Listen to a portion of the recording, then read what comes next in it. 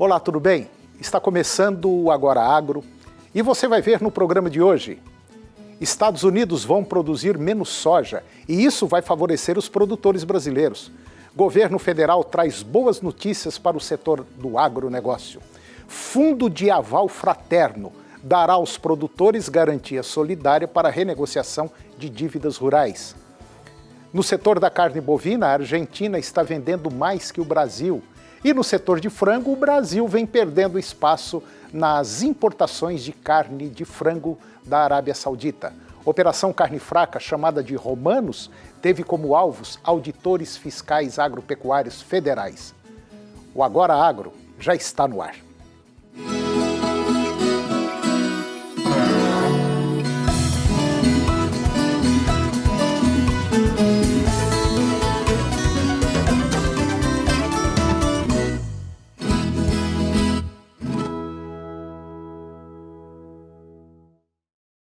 A Argentina acelerou as suas exportações de carne bovina para a China e desbancou o Brasil como principal fornecedor externo do produto para o país asiático agora nos primeiros 7 meses deste ano. Dados da alfândega chinesa, que foram compilados pela publicação Beef to China, mostram que, de janeiro a julho, os embarques argentinos alcançaram 186 mil toneladas e renderam 870 milhões de dólares, mais que o dobro no mesmo período do ano passado. As vendas brasileiras foram de 180 mil toneladas no mesmo período. O volume vendido representou 77% das exportações totais da carne bovina da Argentina nesse período e 21,7% das importações da China, que com essa participação brasileira foi de apenas 21%.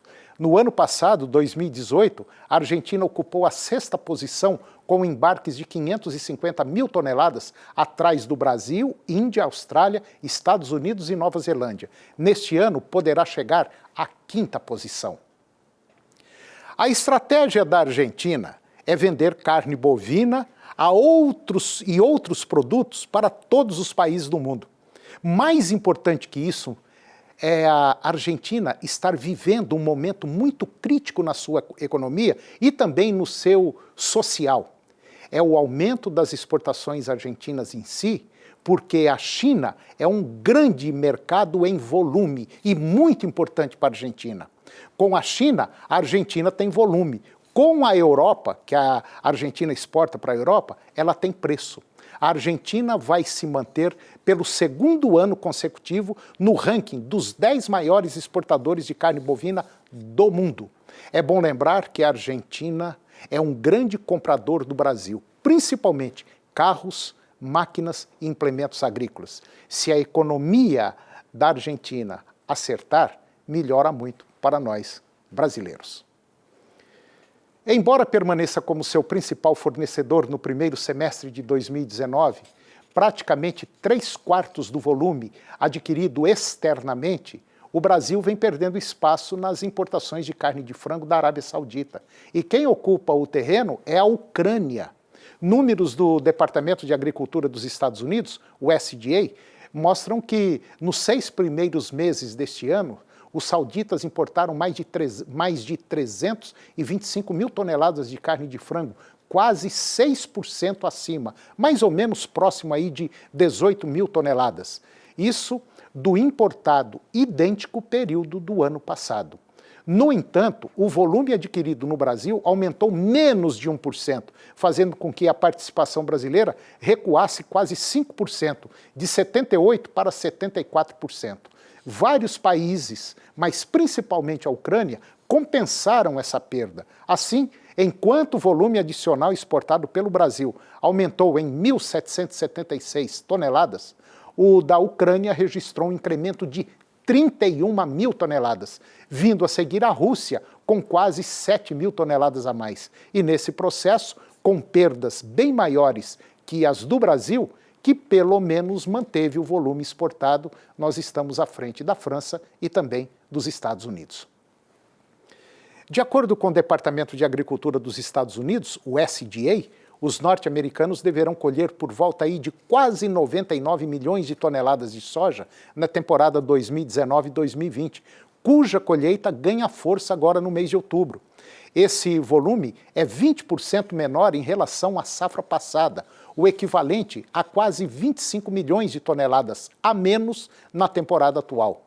A menor produção nos Estados Unidos vai impactar nos estoques mundiais, que estão estimados em 99 milhões de toneladas ao final de 2019 e 2020. A expectativa é de que a Argentina também produza menos soja no ciclo atual. O Departamento de Agricultura dos Estados Unidos estima aí por volta de 53 milhões de toneladas, frente a 53,3 milhões de toneladas colhidas na safra passada. Em contraposição, a produção deverá aumentar no Brasil 5%, no Paraguai 13% e a China quase 7%. Juntos deverão produzir 8,3 milhões de toneladas de soja a mais em 2019 e 2020. Essa queda na produção de soja lá dos Estados Unidos, ela vai favorecer muito o setor produtivo brasileiro.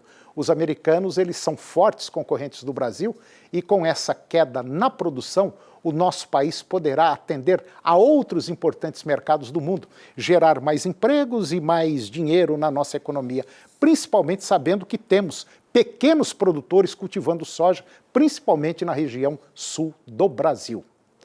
E depois do intervalo, você vai ver que o governo federal traz boas notícias para o setor do agronegócio. Fundo de aval fraterno dará aos produtores garantia solidária para a renegociação de dívidas rurais. E a Operação Carne Fraca, chamada de Romanos, teve como alvos auditores fiscais agropecuários federais. É um minuto só, eu volto já.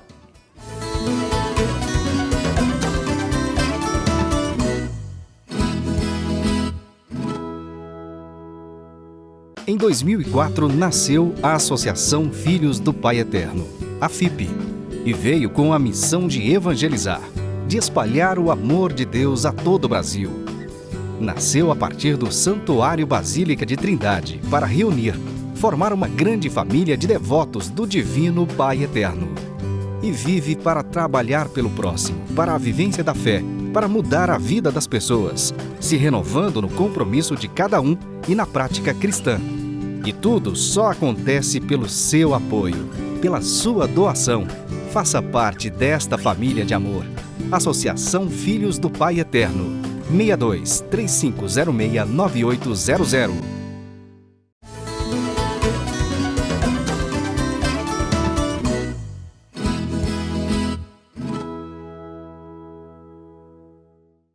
Uma medida provisória que foi assinada agora pelo governo federal, ela traz novidades de interesse para o agronegócio. De acordo com a Subsecretaria de Política Agrícola do Ministério da Economia, essa medida provisória ela vai possibilitar a alocação de mais 5 bilhões de reais para o crédito rural. Essa medida provisória ela complementa medidas previstas no Plano Safra 2019-2020, anunciado agora no mês de junho.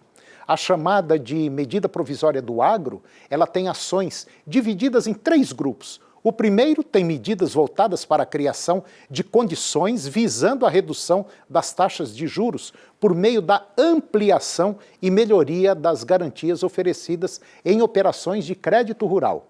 O segundo grupo, ele expande o financiamento do agronegócio com recursos livres por meio do mercado de capitais. E neste grupo estão medidas que modernizam a CPR, a Cédula do Produtor Rural, os títulos do agronegócio e outros títulos bancários. O terceiro grupo busca melhorar a competição no crédito rural. Estão nesse grupo a equalização de taxas de juros para todos os agentes financeiros que operam crédito rural e a possibilidade de uma subvenção econômica para a construção de armazéns pelos cerealistas. Entre as ações estão a criação do Fundo do Aval Fraterno, que é o FAF, que vai dar aos produtores uma garantia solidária para renegociar as suas dívidas rurais. Com a criação do FAF, que é esse Fundo de Aval Fraterno, Os produtores rurais, eles terão acesso a garantias adicionais para quitar dívidas do crédito agrícola e reestruturar os seus negócios. Para a operacionalização desse FAF, os produtores devem formar associações. O aval coletivo será dado pelos produtores associados, por integrantes da cadeia produtiva, como fornecedores de insumos e beneficiadores de produtos agropecuários e pelas instituições financeiras. A quarta fase da Operação Carne Fraca, chamada de Romanos, deflagrada agora no último dia 1º, ela teve como alvos auditores fiscais agropecuários federais em vários estados brasileiros. E, de acordo com a Polícia Federal, eles teriam sido favorecidos com vantagens indevidas. A medida é resultado de colaboração da BRF, que é a Brasil Foods, que é a dona da Sadia e da Perdigão, que apontou pagamentos fiscais até 2017. A Polícia Federal apura que os auditores tenham recebido pagamentos de propinas da BRF em troca de vantagens. A estimativa é de que os recursos destinados tenham somado por volta aí de 19 milhões de reais.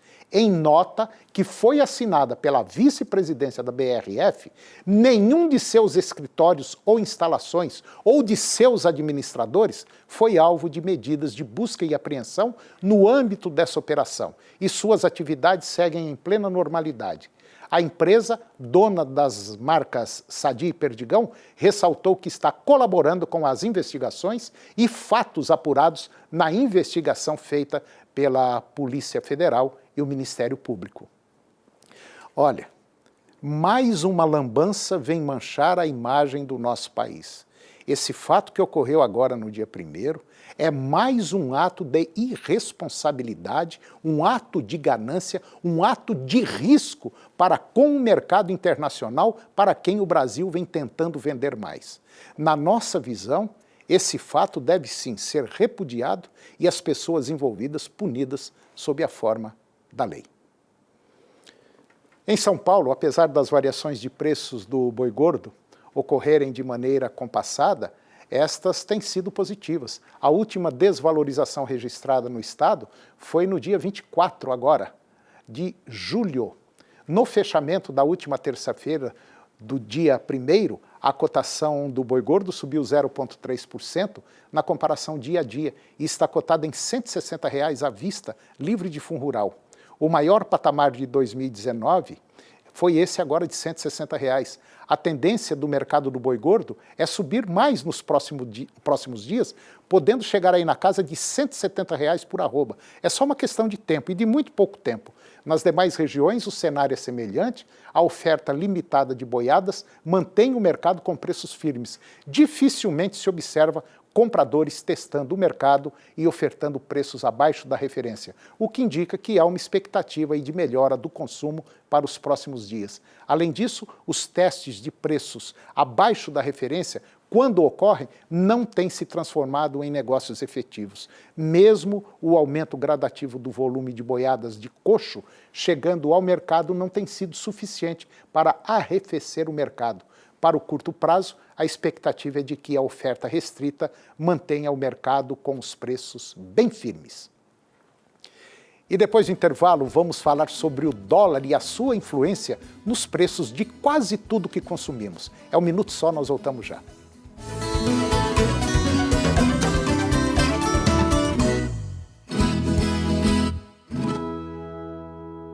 Em 2004, nasceu a Associação Filhos do Pai Eterno, a FIP, e veio com a missão de evangelizar, de espalhar o amor de Deus a todo o Brasil. Nasceu a partir do Santuário Basílica de Trindade para reunir, formar uma grande família de devotos do Divino Pai Eterno. E vive para trabalhar pelo próximo, para a vivência da fé, para mudar a vida das pessoas, se renovando no compromisso de cada um e na prática cristã. E tudo só acontece pelo seu apoio, pela sua doação. Faça parte desta família de amor. Associação Filhos do Pai Eterno. 62 3506 9800.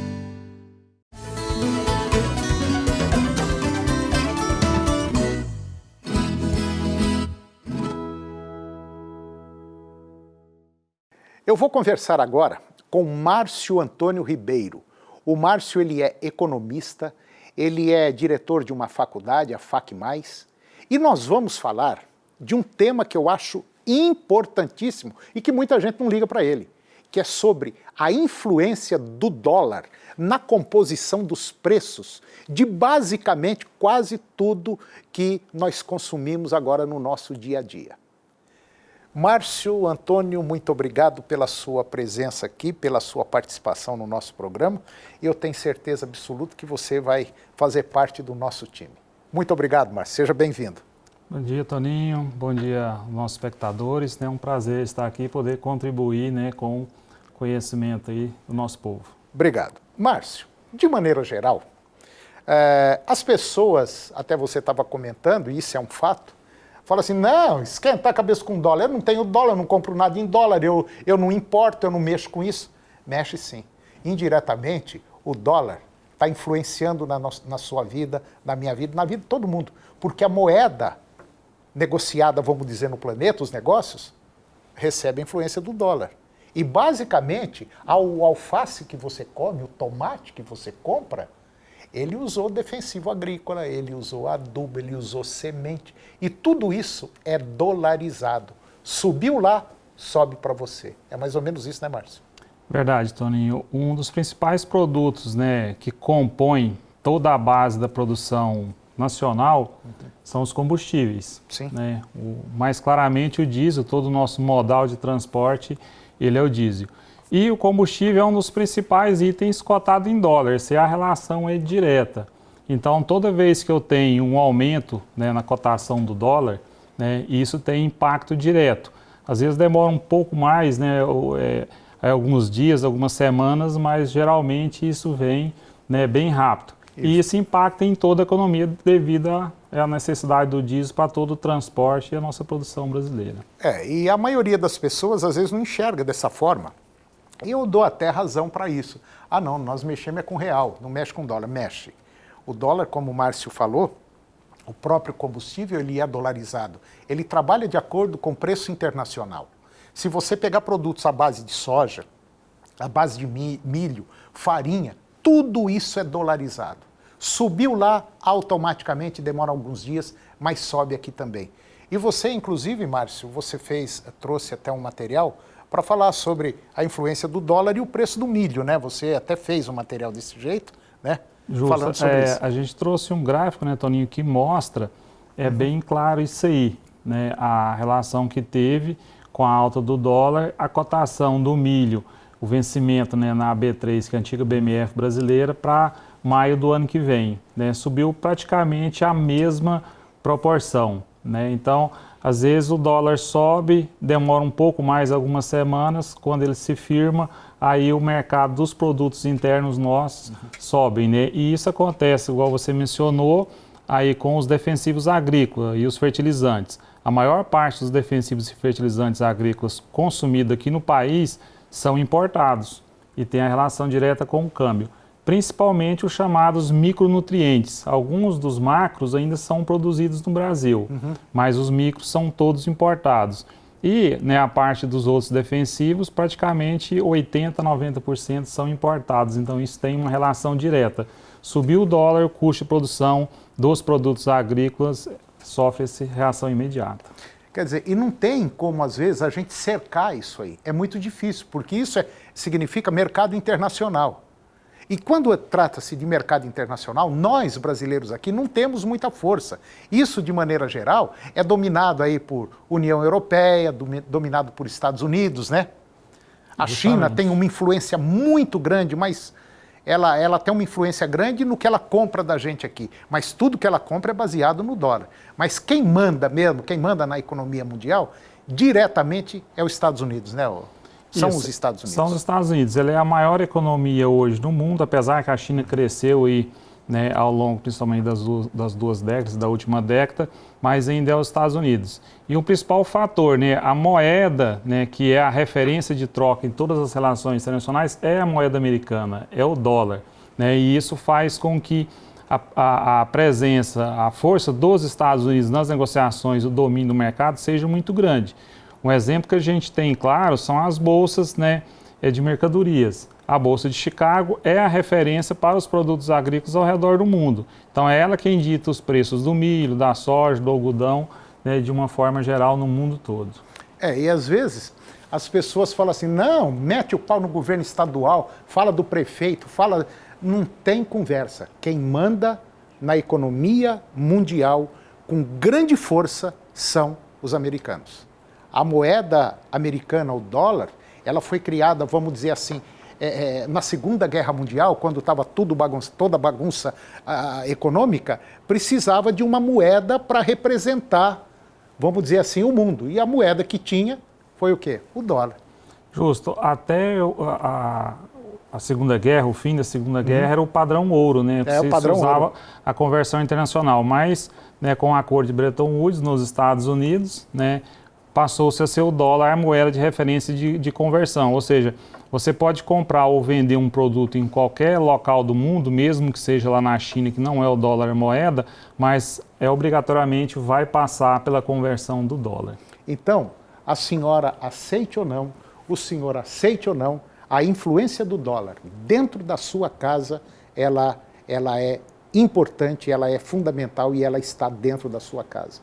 Acontece que nós, brasileiros, aqui no nosso país, devido a uma série de problemas políticos e econômicos, nós não temos essa força que tem o dólar. Infelizmente não tem. Se ele sobe, fica ruim para a gente vender, né? Se ele abaixa, fica ótimo para a gente vender. Então, nós temos que manter um equilíbrio, porque senão vai ter muita gente tendo lucro e muita gente tendo prejuízo. Principalmente o setor agropecuário brasileiro, que na sua maioria são commodities, e commodities é baseado o preço em dólar. Subiu, a gente dança. Abaixou o dólar, para a gente ficar bom. Então tem hora que a gente tem que dar uma entendidinha quando sobe e quando desce. Na casa de 3,50, 3,40 é um valor bom, né? O dólar em relação ao real, né, Márcio? Sim, seria aí na faixa de 3,40 a 3,70, né? Até o governo trabalha no sentido de manter esse valor, né? Porque ele precisa equilibrar entre a necessidade do Brasil ser competitivo nas vendas lá fora e da mesma forma não ficar muito caro a importação para que a gente tenha a inflação aqui dentro. Né? Mas sempre que o dólar sobe, você tem uma elevação dos preços. Por exemplo, um frigorífico que produz carne. Quando o dólar sobe, fica mais interessante para ele, às vezes, vender, né, essa carne no mercado externo do que no mercado interno, dado esse preço. Por isso que, às vezes, quando o dólar sobe, você fala, mas o dólar subiu, por que carne subiu, por que frango subiu, milho subiu, soja, em função, né? Hoje nós somos um grande exportador desses produtos. É verdade. Então tem uma relação direta aí. Muito forte. Muito forte. Bom, Márcio Antônio Ribeiro, muito obrigado pela sua participação no nosso programa. Quero contar com você mais vezes aqui. Se Deus quiser, eu tenho certeza absoluta que isso vai ser possível. Obrigado, Márcio. À disposição, Toninho. A gente agradece. E o programa de hoje chegou ao fim. E eu termino com a seguinte frase. Um dia antes de algo ser um enorme progresso, ele não passa de uma ideia maluca. Um grande abraço, muito obrigado pela sua participação, que Deus nos abençoe e até o próximo programa.